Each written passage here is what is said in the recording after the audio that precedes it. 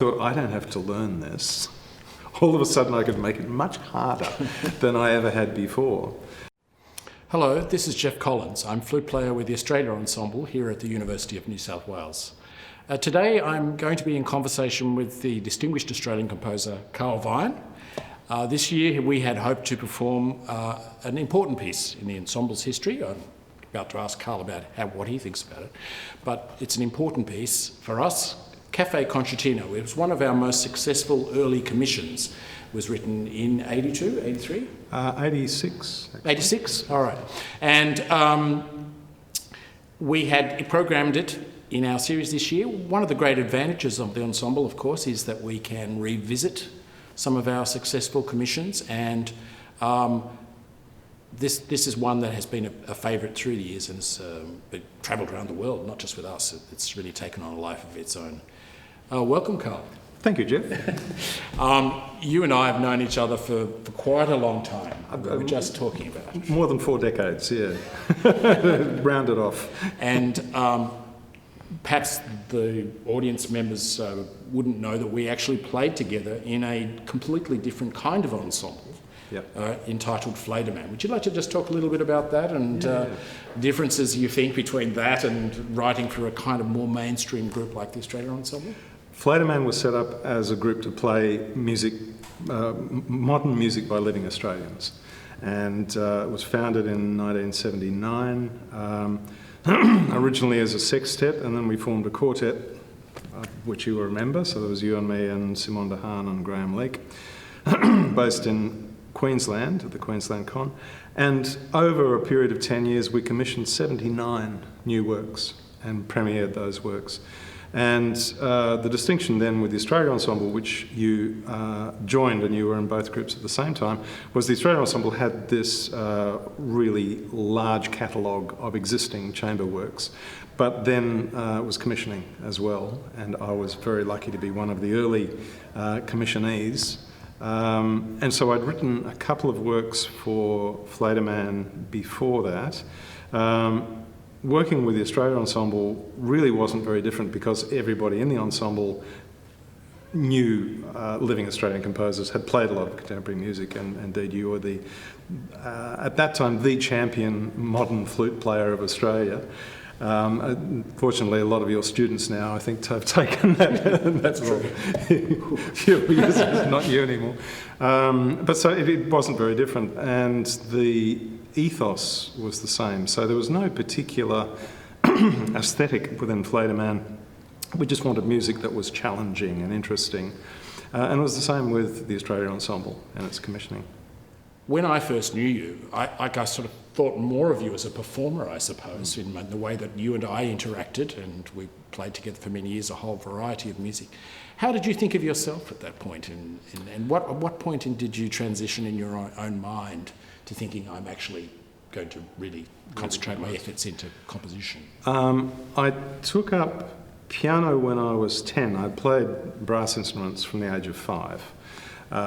Piano from the age of 10, and at that point I saw some Hollywood movies about the life of composers, and it was probably George Gershwin, and in this particular film he wrote his own piano concerto and performed it, which was all imaginary. But that was my vision, that I was going to be a composer performer. I was going to write a piano concerto and I would play it. So I did that, not quite in that sequence. Didn't quite happen that way. But through the 80s, or the 70s and the 80s, I was a composer pianist, and I had that view of myself. I had quite a lot of composing work outside the ensembles. I was just starting to work with orchestras, but I'd worked with dance companies for 10 years by 1985. And completed more than 20 dance scores, a couple of orchestral ones, large chamber ensembles in which you also played and were recorded.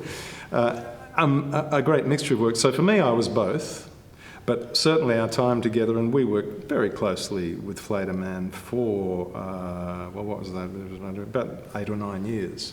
So yes, I was definitely Things swung around though, didn't they? I think you started to develop a more what happened great was presence as a by composer. the end of Flederman's time, and basically our government funding was cut, Yeah. and so the group had 3 years of advanced plans that were just shattered. And it was at that time I was to write my first major piano solo, and I thought I'm going to give up playing. Because every time I'd try to write a piano solo, I thought of myself in the role as the pianist, and it was an inhibition. And so when I thought, I don't have to learn this, all of a sudden I could make it much harder than I ever had before. And think there'll be some other silly bunny who's going to put all the hard work in and learn all the dots. And that was my first piano sonata, which since then, and that was 30 years ago, is probably my most resilient calling card around the world. And so it needed for me to think, all right, that's it, I'm now a composer, and make that leap. But at the time of Cafe Concertino, and in fact you did play it, the ensemble played it for about 8 or 10 years.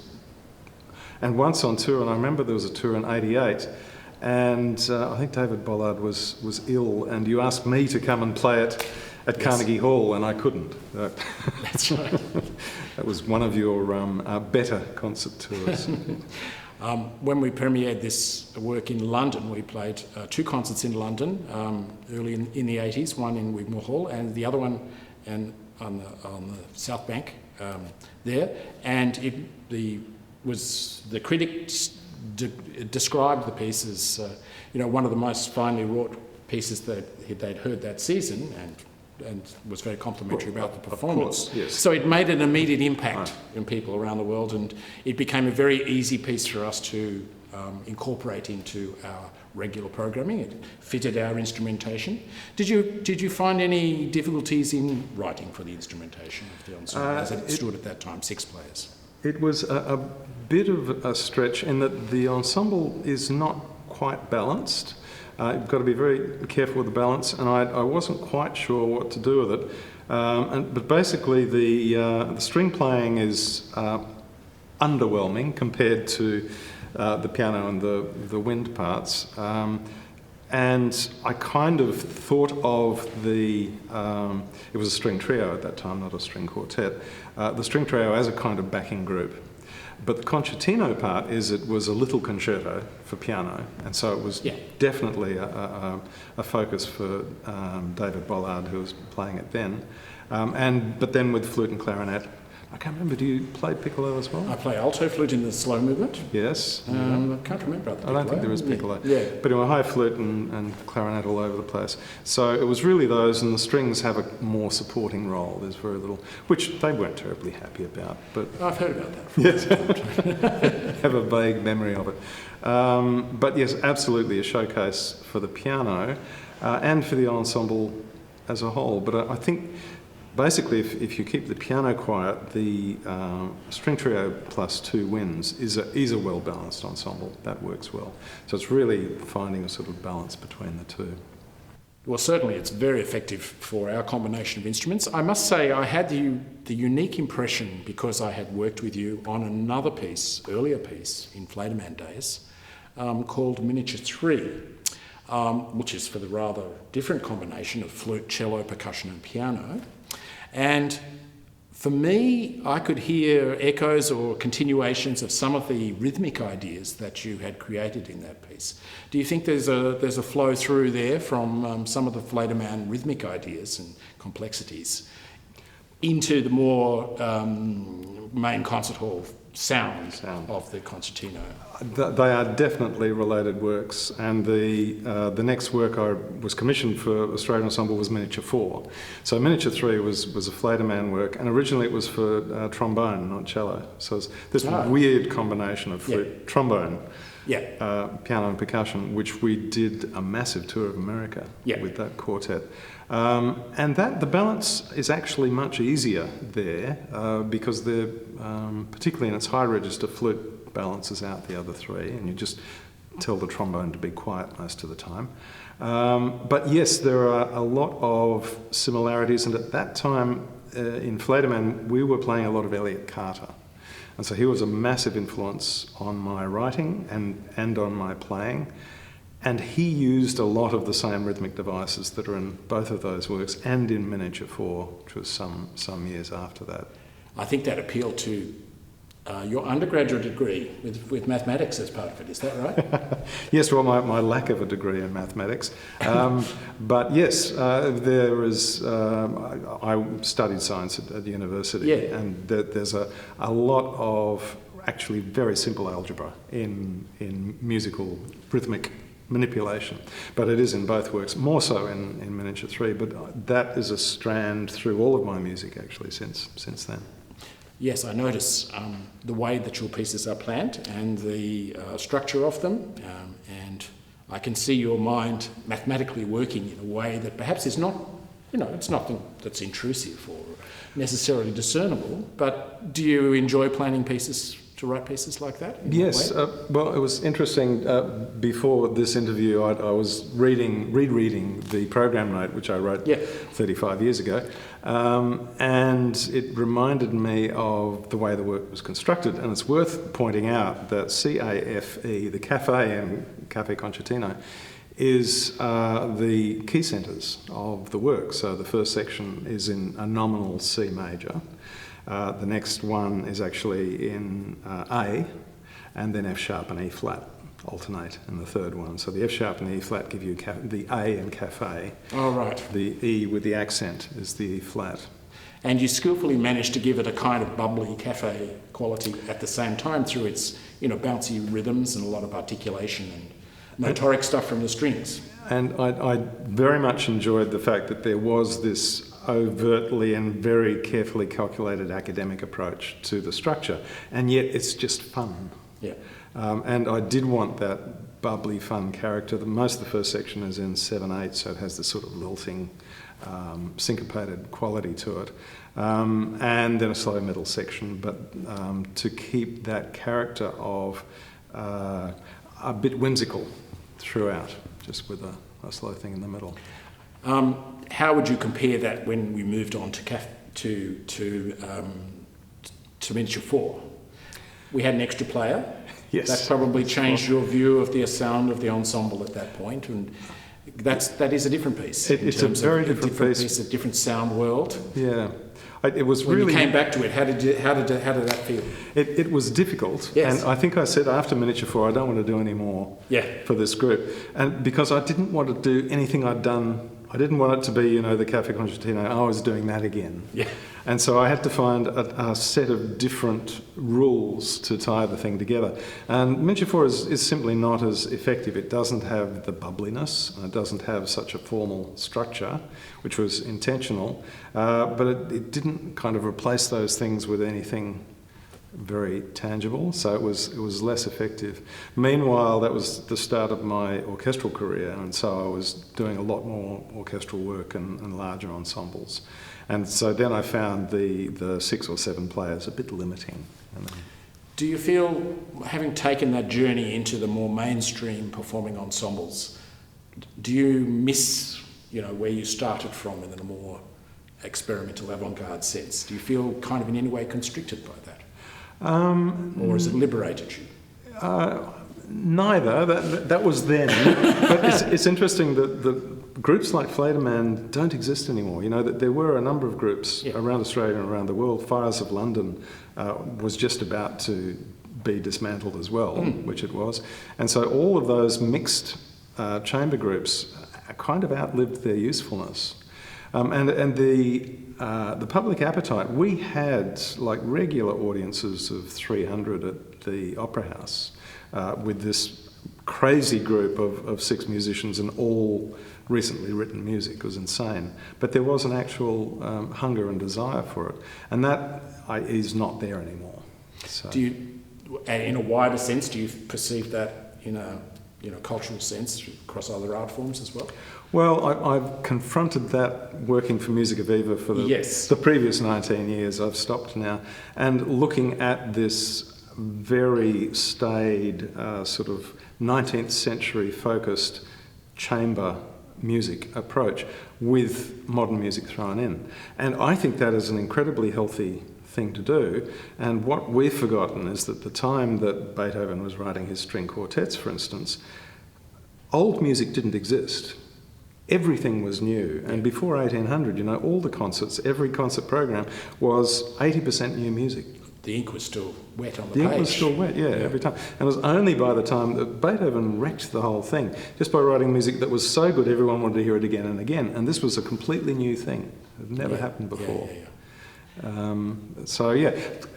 Looking at today then, I think having the classical canon with contemporary content is really valuable and really important.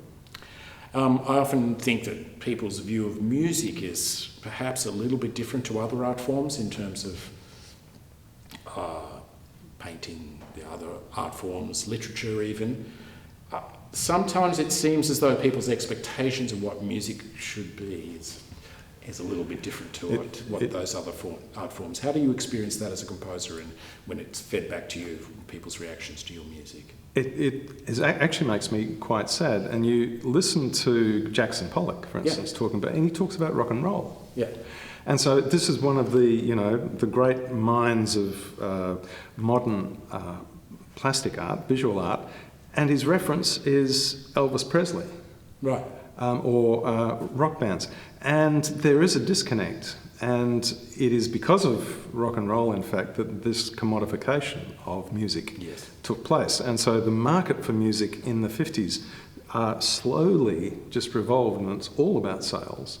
And classical music, no matter how much value it has culturally and historically, simply does not attract the same sales. And so we are living in this era of insane economic rationalism.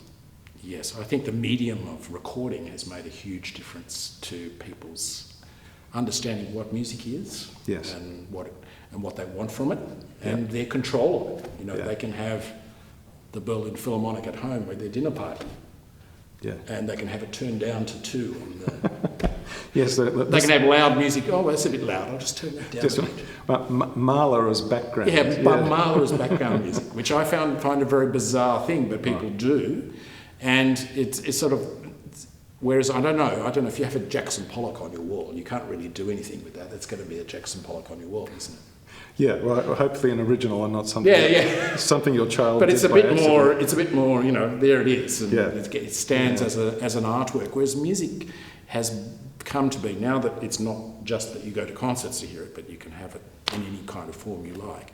It's much more of a commodity that you can manipulate and control and that's a challenge for composers and for performers, I think, to remain relevant and to be interesting. And unfortunately, with the video clip, we've seen what that's done to pop music. It's really kind of wrecked it in a way if you don't have a lot of it. So how do you approach that going forward as a composer? Well, I basically ignore it because it's too easy to get wrapped up in that. And the other problem is that most people only hear, let's say, orchestral music in film scores. And film scores now have become recycling grounds for Mahler and Holst and really fairly staid 19th century music. And this is people's conception of orchestral music when our education system is really failing to deliver any options. Yes, what is music training? What's it about? It seems to be more about kind of entertaining students rather than actually developing skills or abilities and critical thought via music. Music students make much better academic students than those who don't study music. That it helps in everything. There's socialisation, there's pattern recognition, language, invention, all of these things. And particularly if you are playing an instrument, the two halves of your brain have to work together all the time. And they have discovered that practicing musicians have a thicker corpus callosum. So next time you see a professional musician say, you have a thick corpus callosum, which is the membrane between the two halves of the brain. Okay. Right, and because I've learned something, Carl. The two halves have to work together. And so there is this view that, what's the point of studying music? There are no careers. Well, first of all, there are careers, all sorts of them, but also it helps in every other way, the function of your brain. Yes, unfortunately, I don't think that's widely understood. It is not widely understood, or indeed known, and it doesn't seem to matter how many times you say it. Yeah. You spent a very distinguished time as artistic director of Musica Viva, and you just, not so long ago, have relinquished that post. How's life been for you since then, and what are you occupying yourself with? Do you look up in the morning and think, oh my God, what am I going to do today? Or composition projects? What's life? This new version for Carl? The new version. Well, it was only about 3 months after leaving Musica Viva, which was about a year ago, that I realised that I had lost this weight on my shoulder. Yeah. And it's a remarkable company, and I feel very fondly for it, but I felt responsible for a lot of its activity for 19 years. There's a $14 million annual budget, so it's big bickies. And kind of every decision I made would have serious ramifications, including to the lives of other musicians. I wasn't so involved with the education program, a remarkable education program, but this sense of obligation and not screwing up the subscriber base and keeping the ticket sales high, but also keeping the company vibrant and artistically interesting and pushing forward all the time. And after about 3 months of not doing that, I finally realised it's not my burden anymore. You were able to let it go? Oh yes. Yeah, was it difficult to let it go? No, the first couple of days was, I'm not doing that now, as I'm wondering, I'm just going to go on the phone and find out what they're doing about this. Yes. Well, no, I was happy not to do any of that. But as with most things these days, it was all on email. So the email traffic took a big dive.